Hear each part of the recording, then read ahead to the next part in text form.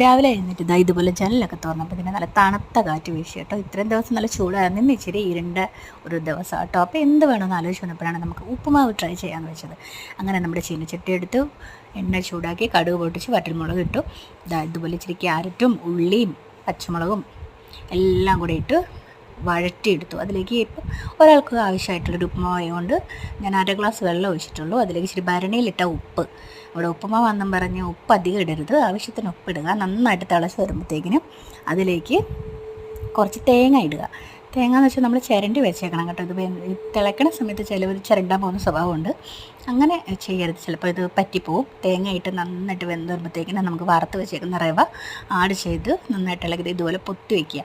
പൊത്തി വെച്ച് വരുമ്പോൾ ഇത് വെന്ത് വരും. പിന്നെ നിങ്ങൾക്കൊരു മല പോലെ നിങ്ങൾക്കൊന്ന് ഇച്ചിരി ഭംഗിയിൽ കിട്ടണമെന്നുണ്ടെങ്കിൽ ഒരു ബൗളെടുക്കുക. ബൗളെടുത്തിട്ട് ഇതുപോലെ ബൗളിൽ വെച്ചിട്ട് പ്ലേറ്റിൽ വെച്ച് കമത്തി വെക്കുക, എടുക്കുക.